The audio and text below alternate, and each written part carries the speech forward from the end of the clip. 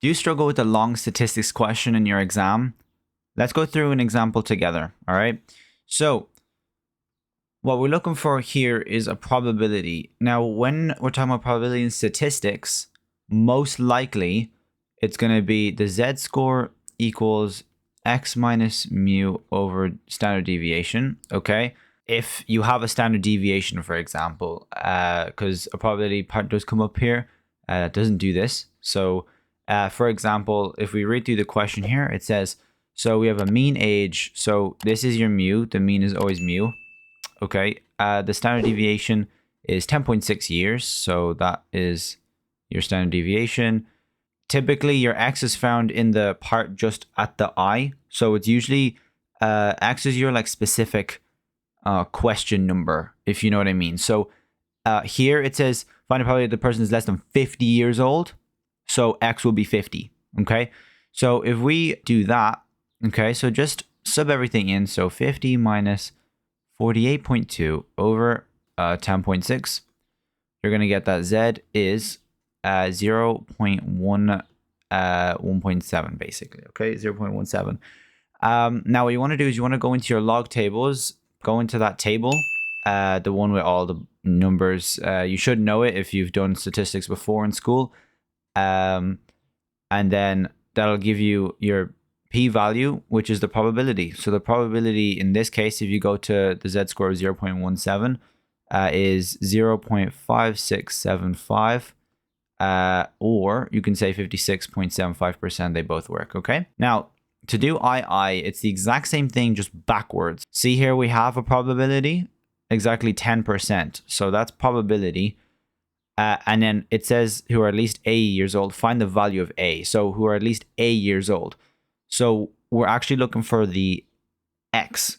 So we're looking for what the number at the 10% of people are above, if that makes sense. Now, the problem here is for a graph like this, okay, this is a normal standard distribution graph. 10% are greater than they're in this area here, right? Now, you should know that you can't find this area.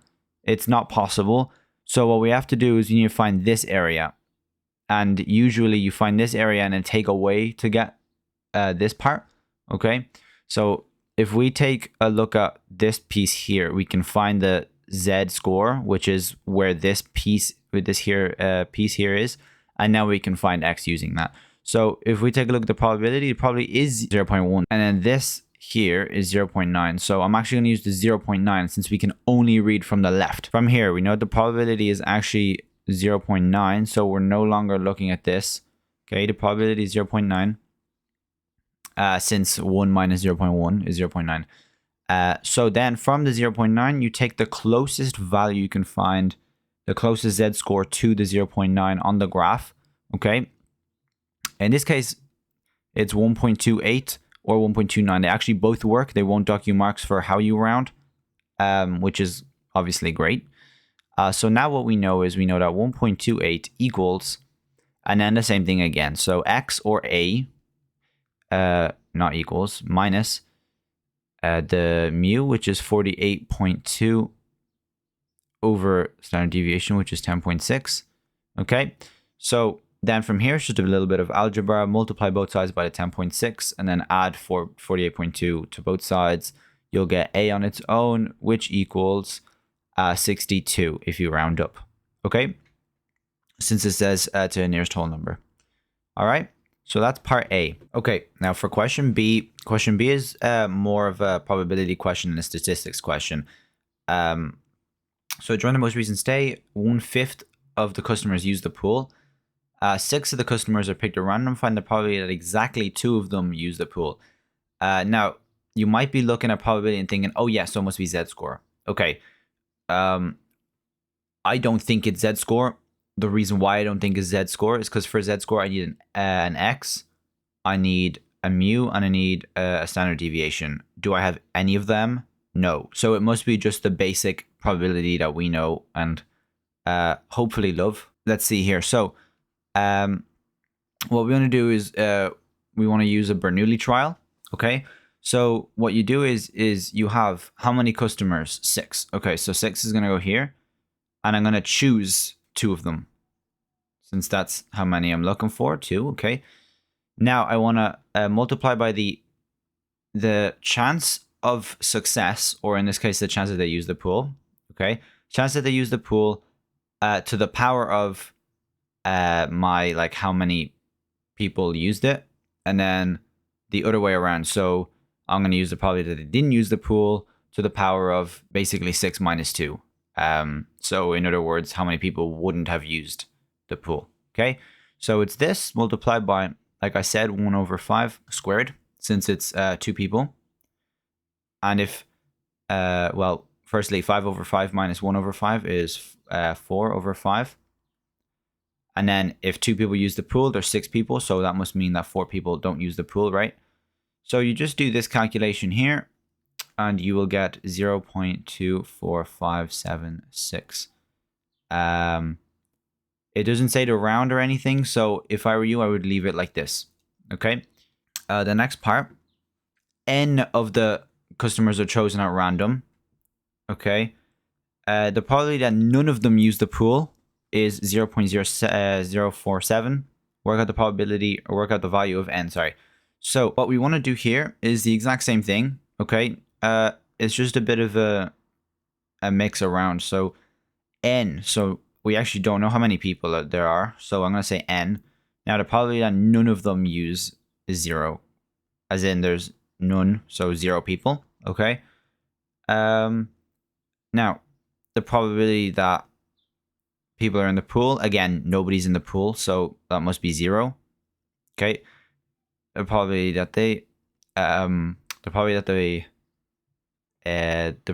go into the pool is well, n, since n minus 0 is n.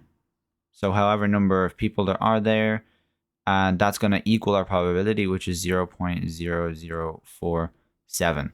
Now, immediately, n choose 0. Think about it. If I have, now imagine n is 5. Okay, if I have 5 people and I want to pick 0 people, how many ways can I do that? There's only one. I physically can't pick anyone, so there's only one option, which is to pick nobody. So that's actually 1. Anything to the power of 0 is 1. So that's also fine. Okay, so actually all that's left is the 4 over 5 to the power of n, and that equals 0.0047. Okay.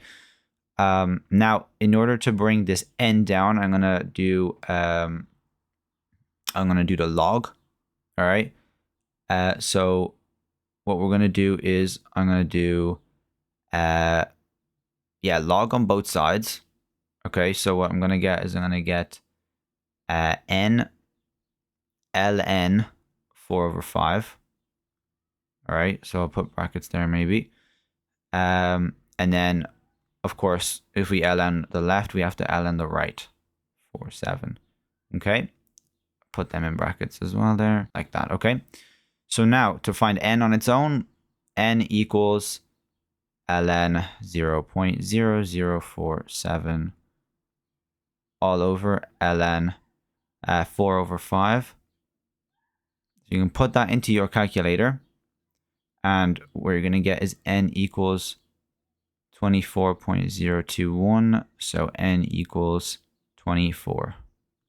Okay, so that's how you do B. And now C, I like this question a lot because you have to think about it in order to do this. It's not just a formula that you throw down and do it. There is a way of doing it, and you have to kind of think about it first. Okay, so 45% of people who log on to the website are shown the old system, and 55 are shown the new booking system. 1/3 of the people who see the old booking system. So firstly, let's find out how much that is. Okay, so 45. Now this is percent, so I'm going to put a decimal place, just 0.45. Okay, 1/3 of these people, so multiplied by 1/3, are on the old system, and this is how many people that ended up booking a room. Okay, so what I'm trying to find is how many people booked a room in the first place, like full stop. Okay, the other 55%, so again 0.55, 2/5, so 2 over 5. Okay, you put that in your calculator, you're going to get 37% or I'll say 37 over 100. Or suppose, let's go decimal, so 0.37. Okay, so this is how many people bought a room. Okay, so when we're looking for a percentage, we want the bottom part to be the total people. So the total amount of people who booked a room, which is the 0.37. Okay, now find the probability that this person used the new booking system. So how many people bought a room came from the new booking system? So that's just this kind of piece here, right? So if we do that, what we end up getting is 0.22. So now we'll just put 0.22 on the top. So basically what this means is, so out of everyone who bought a room or booked a room, this many people, or this percent, let's say, came from the new system. Okay, so once you put this in your calculator, of course, to get a percentage, you want to multiply by 100 as well, and your answer will be 59%. Comment if you got this question right.